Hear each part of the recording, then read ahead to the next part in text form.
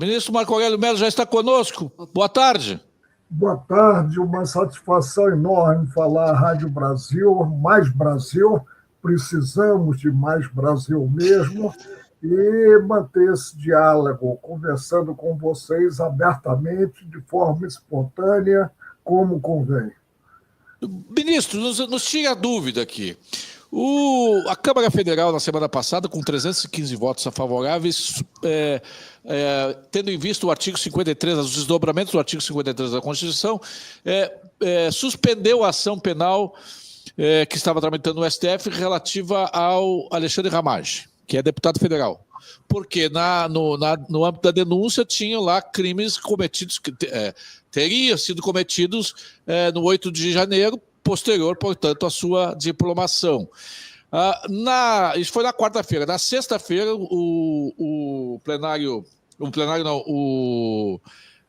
a segunda turma em sessão online, sessão virtual, definiu por 5-0 que vai continuar processando, o processo vai continuar com o Ramagem, só excetuando os 2 crimes que estariam relacionados ao 8 de janeiro. A Câmara reagiu ontem, o presidente da Câmara mandou uma DPF, dizendo que tem que ser cumprido a decisão da Câmara Federal, 315 deputados precisam ser respeitados, porque assim está escrito no artigo 53. A pergunta que eu faço é o seguinte, primeiro é o seguinte, não seria o caso do STF respeitar a decisão do Congresso? E a outra pergunta é que se o STF pode, tecnicamente, fatiar esta ação recebida da PGR, excetuando o Ramagem desse processo. Olha, o processo crime de início tem tantas ações penais quantos forem os réus. E aí é possível desdobramento. Agora, o que nós vemos é um quadro que revela a inobservância da lei das leis, que é a Constituição Federal, que de início a todos indistintamente submete.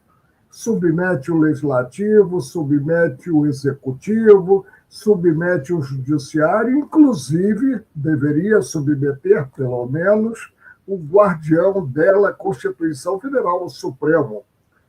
Agora, nós temos, como eu ressalto sempre, tempos estranhos. Começa pela competência, uma competência largada. Eu me lembro que, na época da avocatória, o Supremo podia pensar um processo e julgar esse processo. Agora, julgar em martelada única cidadãos comuns que teriam o direito de terem as acusações julgadas pela primeira instância com direito a recurso, é um passo demasiadamente largo. E aí o que ocorreu? Em 2023, tiveram que aprovar uma emenda regimental, transferindo do plenário para as turmas. Já não falo nem em julgamento virtual, que para mim, em colegiado, é uma impropriedade. Admitiu-se na pandemia, quando nós não podíamos nos reunir e trocar ideias olho no olho, e caminhar para essa competência e considerados cidadãos comuns. Lembro-me que estava na bancada ainda, quando o ministro Barroso propôs que enxugássemos mais ainda a competência por prerrogativa de foro. E aí pediu vista do processo, isso para não admitir a repercussão de 2 figuras processuais penais: a continência, que é o envolvimento de vários réus e a extensão da competência, e a conexão probatória. Pediu vista o ministro Alexandre de Moraes.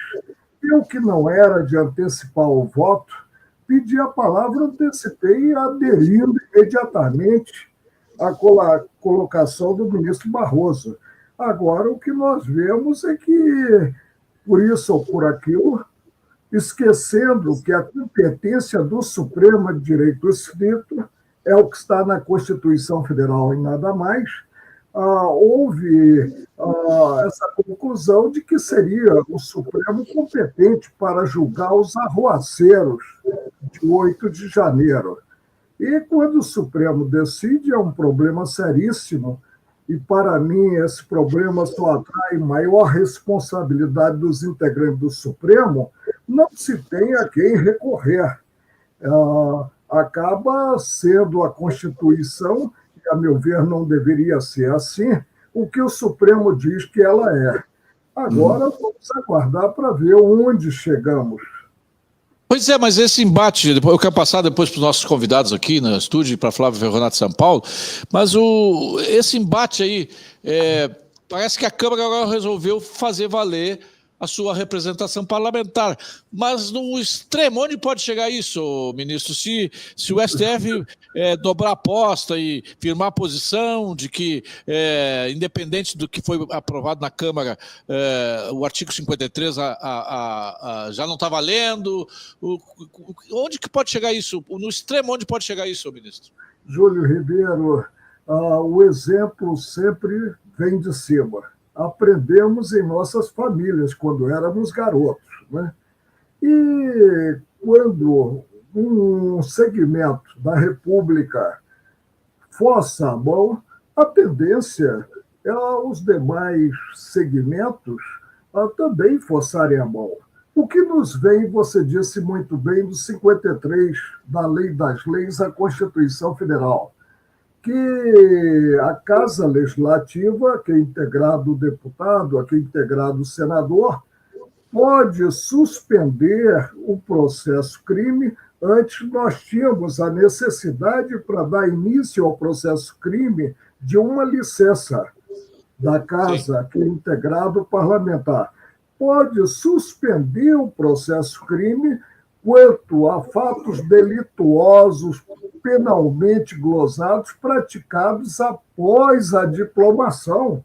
Isso está em bom português, em bom vernáculo, e qualquer pessoa entende. Não requer sequer interpretação, que aí pode variar segundo a formação técnica e humanística daquele que a implemente.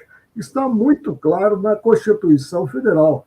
Não dá, evidentemente, para uma das casas do Congresso, a Câmara dos Deputados, que tem os deputados que nos representam, e o Senado da República, que tem os senadores que representam os estados, simplesmente ignorar o texto constitucional e proceder a uma suspensão linear do processo crime. É um descalabro.